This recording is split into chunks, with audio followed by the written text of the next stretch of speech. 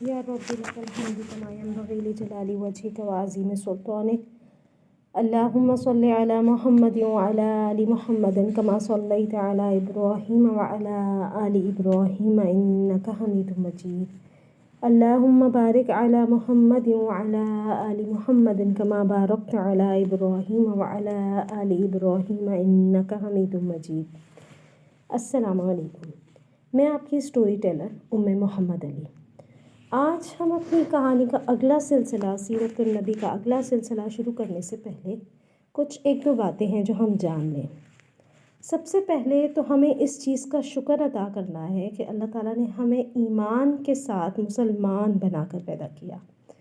دوسرا شکر یہ کہ وہ نبی جو اللہ تعالیٰ کے محبوب ہیں، اور قرآن میں اس چیز کا ذکر ہے کہ اللہ تعالیٰ نے ہمیشہ ان کا ذکر بلند کرنا ہے، ان کا ذکر، ان کا مقام بہتا ہوا رحمت کا دریا ہے۔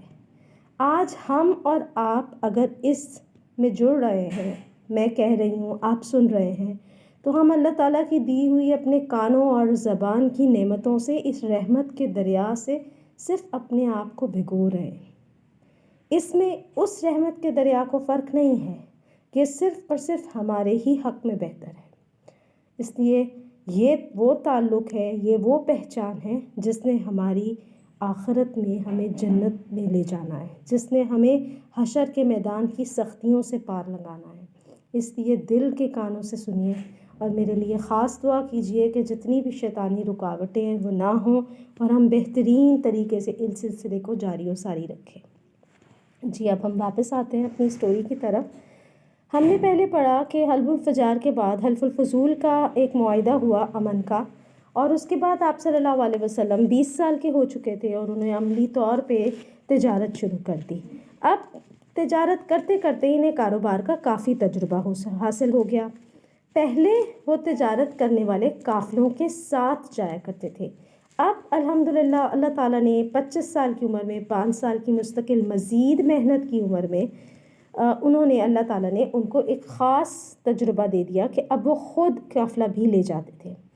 اب مکہ کے بارے میں تو ہم پہلے ہی پڑھ چکے ہیں۔ مکہ بنجر علاقہ تھا، زمین زرخیز نہیں تھی، پتھر کے پہاڑ تھے، پانی کی کمی تھی، اس لیے یہاں کھیتی باڑی نہیں ہوتی تھی۔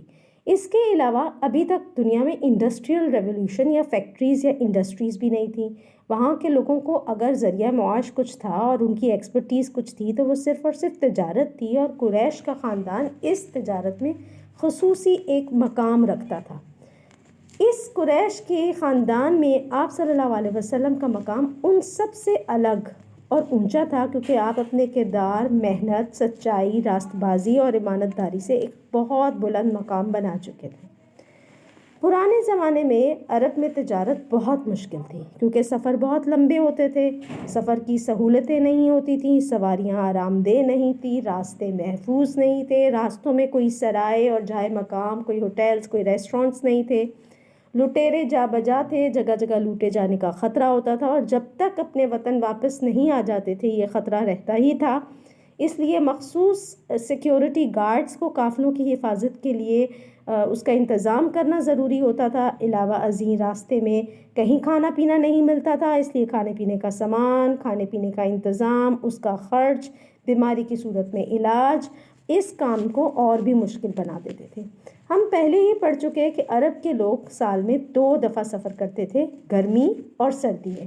گرمی کے موسم میں یہ شام کی طرف تجارت کرتے تھے، اور تھوڑے پیسوں والا تاجر جو ہے وہ خود قافلے میں سفر نہیں کرتا تھا، کیونکہ اس کا سرمایہ کم ہوتا تھا، وہ اپنے سرمایہ کے ساتھ سفر کا اتنے اخراجات برداشت نہیں کر سکتا تھا، اس لیے وہ اپنا مال تاجر کے حوالے کر دیتا تھا، اور تاجر جو وہاں ٹریول کر ہی رہے ہوتے تھے وہ کم سرمایہ والے تاجروں کے مال کو بیچ کے اس میں سے منافع کو شیئر کر لیتے تھے۔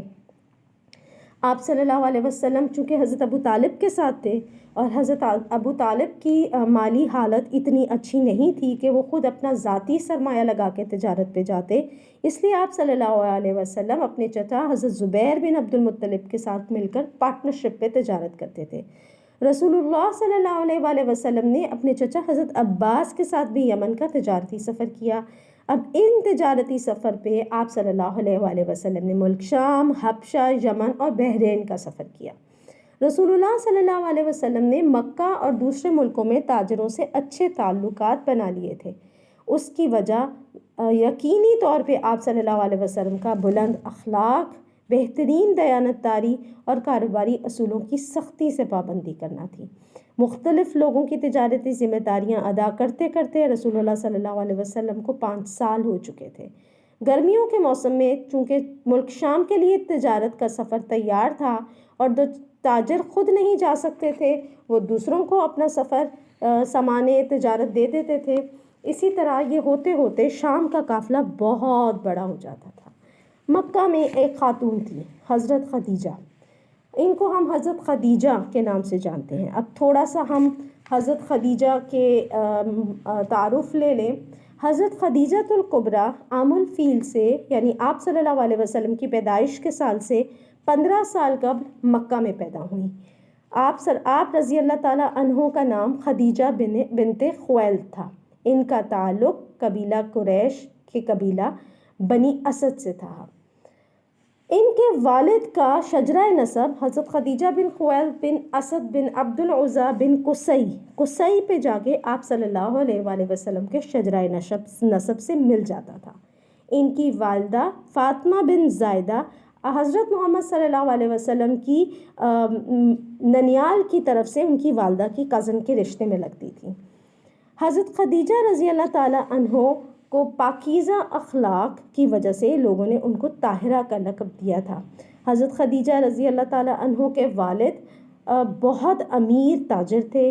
ان کا انتقال حرب الفجار کی آخری جنگ میں ہوا جس میں آپ صلی اللہ علیہ وسلم کی عمر 20 سال تھی۔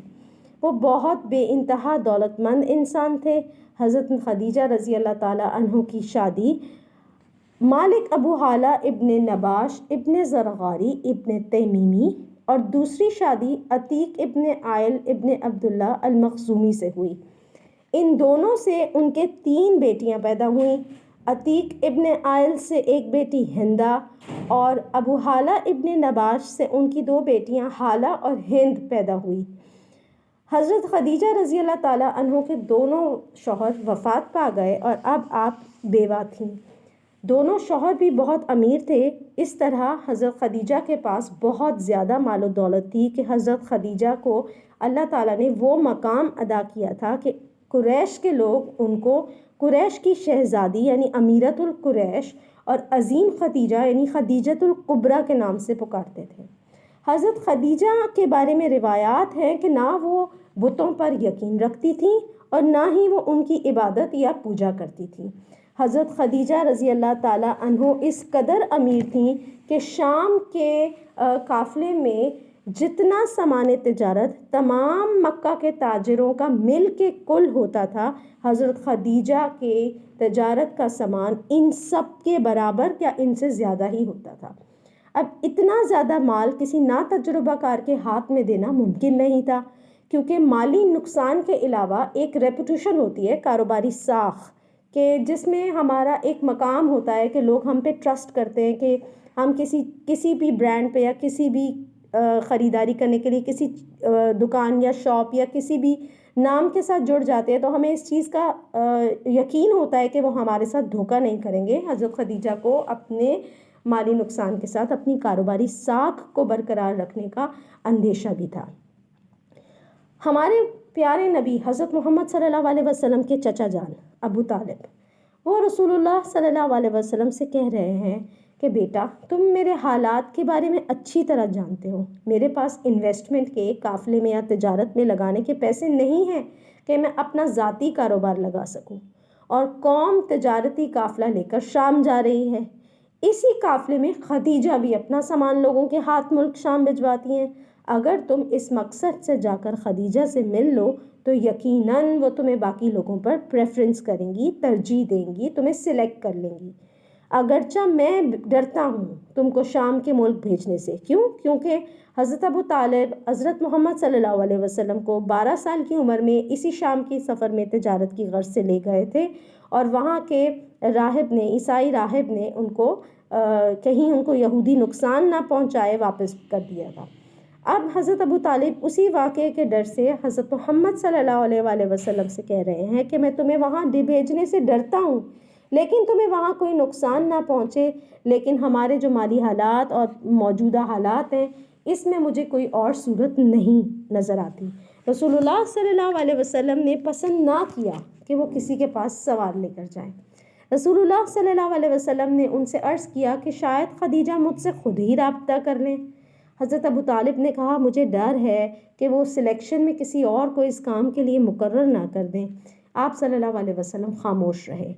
جناب ابو طالب خود سیدہ خدیجہ کے پاس گئے، وہ کیونکہ سیدہ خدیجہ بہت نیک اور بہت ادب اور بہت تمیز والی خاتون تھیں، انہوں نے جا کے ان سے ملاقات کی اور ان سے کہا کہ میرا بھتیجا محمد بھی تجارت کے لیے دوسرے ملکوں کا سفر کرتا ہے، وہ کئی اور تاجروں کا سامان لے جا چکا ہے، بہت محنتی یعنی ہارڈ ورکنگ، بہت ایماندار یعنی آنیسٹ ہے، آپ بھی اپنی سامان تجارت کو اس کے ہاتھ بھیجیں۔ اب جیسے مارکیٹ میں کوئی نئی چیز آتی ہے اس کے بارے میں لوگوں میں مارکیٹ میں ایک اسپریڈ ہوتی ہے بات، لوگ ایک دوسرے سے واقف ہوتے ہیں، کسی کے اچھے اخلاق کے بارے میں بھی لوگ بہت اچھے طریقے سے جانتے ہیں، تو سیدہ خدیجہ حضرت محمد صلی اللہ علیہ وسلم کے بارے میں پہلے ہی بہت ساری باتیں سن چکی تھی۔ انہوں نے جواب میں کہا میں محمد کے اخلاق اور خوبیوں سے اچھی طرح واقف ہوں، میں ضرور چاہوں گی کہ میں اپنا سامان ان کے ہاتھ ہی بھیجوں، کیونکہ کس کو اچھے کاروباری شراکت دار کی ضرورت نہیں ہوتی، آپ انہیں میرے پاس بھجوائیے۔ حضرت ابو طالب نے سیدہ خدیجہ سے ہونے والی گفتگو کی تفصیل رسول اللہ صلی اللہ علیہ وآلہ وسلم کو بتائی اور رسول اللہ سیدہ سے ملنے گئے۔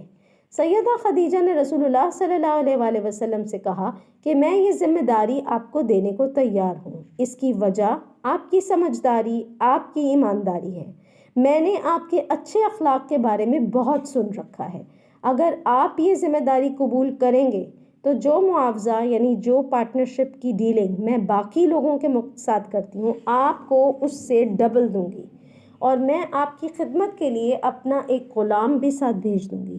رسول اللہ صلی اللہ علیہ وسلم نے اس کے بعد سیدہ خدیجہ سے تمام کاروباری ذمہ داریوں کی تفصیلات طے کی۔ رسول اللہ صلی اللہ علیہ وآلہ وسلم نے واپس آ کر چچا کو ساری بات بتائی تو انہوں نے مسکراتے ہوئے کہا کہ یہ رزق اللہ کریم نے آپ کے لیے خاص اپنی بارگاہ سے بھیجا ہے۔ اب تجارتی قافلہ شام لے جانے کی تیاری ہونے لگی۔ رسول اللہ صلی اللہ علیہ وآلہ وسلم نے بھی اپنی تیاری کی اور سیدہ خدیجہ نے اپنا غلام میسرہ رسول اللہ صلی اللہ علیہ وسلم کے ساتھ بھیجا۔ وہ سیدہ کا سامان لے کر جانے والے قافلوں کے ساتھ اکثر تجارتی سفروں پہ جایا کرتا تھا۔ سیدہ خدیجہ نے میسرہ کو کہا کہ نہ تو محمد صلی اللہ علیہ وسلم کی نافرمانی کرنا یعنی ان کو ڈس اوبے نہیں کرنا، ان کا کہنا ماننا، اور نہ ہی ان کی رائے سے اختلاف کرنا یعنی جو کام رسول اللہ صلی اللہ علیہ وسلم کہیں اس کو اسی طرح کہنا، اس میں کچھ بھی اختلاف یا اس کے اپوزٹ نہیں کرنا۔ یہ قافلہ 16 ذی الحجہ کو مکہ سے روانہ ہوا۔ یہ 596 عیسوی 596 عیسوی یعنی آپ صلی اللہ علیہ وسلم کی پیدائش کے 25 سال کے بعد کی گرمیوں کا موسم ہے۔ رسول اللہ صلی اللہ علیہ وسلم کے لیے اتنے زیادہ سامان کے ساتھ لارج سکیل ٹریڈنگ کے لیے تجارت کا یہ پہلا تجربہ تھا۔ کئی ہفتوں کے مشکل سفر کے بعد قافلہ ملک شام کے شہر بصرہ پہنچا۔ میسرہ کہتے ہیں رسول اللہ صلی اللہ علیہ وسلم کی ذمہ داری میں جتنے ورکرز تھے، جتنے ملازم تھے، جتنے مزدور تھے، وہ ان کو میں نے اس سے پہلے اتنا خوش نہیں دیکھا، انہیں اتنے اخلاق اور محبت سے پیش آنے والا رہنما ملا، پہلی دفعہ ہی ملا تھا۔ میسرہ راستے میں رسول اللہ صلی اللہ علیہ وسلم کی خدمت کرتا رہا، اتنے قریب رہنے کی وجہ سے اسے ایسی باتیں دیکھنے کو ملی جو اس نے اس سے پہلے کسی سفر میں نہیں دیکھی۔ میسرہ سمجھدار ہے، تجربہ کار ہے، خاموشی سے سب دیکھ رہا ہے، آبزرو کر رہا ہے اور ریکارڈ کر رہا ہے اپنی میموری میں۔ میسرہ سیدہ خدیجہ کے سامان تجارت کے ساتھ اکثر ملک شام آتا ہے، لوگ اسے یہاں جانتے ہیں۔ میسرہ کی ملاقات نستورہ راہب سے ہوئی، یہ وہ تھی مناسٹری جہاں پہ اس سے پہلے آپ صلی اللہ علیہ وسلم کی راہب سے ملاقات ہوئی۔ اس نستورہ راہب نے میسرہ سے پوچھا کیا اس قافلے میں آنے والا کوئی خاص بندہ ہے؟ میسرہ نے کہا یہ نوجوان کون ہے؟ میسرہ نے کہا یہ نوجوان قریش کا نوجوان ہے، محمد ان کا نام ہے اور بنی ہاشم سے تعلق ہے۔ نستورہ نے کہا تم نے ان میں کیا خوبیاں دیکھی؟ میسرہ نے جواب دیا ایماندار ہیں، پاکیزہ ہیں، نرم مزاج ہیں، خوش اخلاق ہیں، وعدے کے پکے ہیں، راست باز یعنی سچے ہیں، اور سوچ بچار اور فکر کرتے ہیں، ایسا لگتا ہے جیسے گم کائنات پر غور کر رہے ہوں، کمزوروں پر مہربان ہیں اور مزدوروں پر نرم کرنے والے ہیں۔ نستورہ نے ان سے پوچھا ان کی آنکھیں کیسی ہیں؟ اس نے جواب دیا ان کی آنکھیں سیاہ اور بڑی بڑی ہیں، سفید حصے میں سرخ ڈورے ہیں، پلکیں سیاہ اور باریک ہیں جو آنکھوں کو اور بھی خوبصورت بنا دیتی ہیں۔ نستورہ بولا ان سب خوبیوں کا مالک جو اس درخت کے نیچے بیٹھا ہے وہ اللہ کا نبی ہی ہو سکتا ہے۔ نستورہ اٹھ کر رسول اللہ صلی اللہ علیہ وسلم کے قریب آ گیا، ان کا ماتھا چوما اور کہا کہ میں آپ پر ایمان لیتا ہوں اور گواہی دیتا ہوں کہ آپ وہی نبی ہیں جس کا ذکر تورات اور انجیل میں پایا جاتا ہے، آپ وہی ہیں جس کی بشارت اللہ کے نبی عیسیٰ نے دی تھی۔ میسرہ یہ سب دیکھ رہا ہے، وہ تو پہلے ہی سفر میں پیش آنے والے واقعات سے متاثر ہے، اب تو اس کی حیرت کی انتہا نہیں رہی۔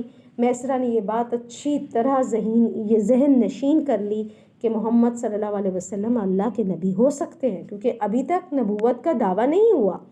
اس نے راستے بھر اس چیز کو نوٹس کیا، دیکھا کہ رسول اللہ صلی اللہ علیہ وسلم کی ذات پر کوئی سایہ کیے ہوئے ہیں، یہ وہی بادل ہے جو بچپن سے آپ صلی اللہ علیہ وسلم کا سایہ کیا ہوا ہے کہ دھوپ انہیں تنگ نہ کرے۔ رسول اللہ صلی اللہ علیہ وسلم نے مکہ سے لایا ہوا سامان تجارت بیچ دیا، دگنا قیمت پر بکا، بہت جلد بکا، اور جو بھی رقم وصول ہوئی اس سے مکہ میں بکنے والا سامان خریدا اور واپسی کی تیاری کی۔ اب ہم رسول اللہ صلی اللہ علیہ وسلم کی مکہ واپسی اور حضرت خدیجہ سے ملاقات اگلے حصے میں پڑھتے ہیں انشاءاللہ۔ دعاؤں میں یاد رکھیے گا اور سچے دل سے درود پڑھیے گا۔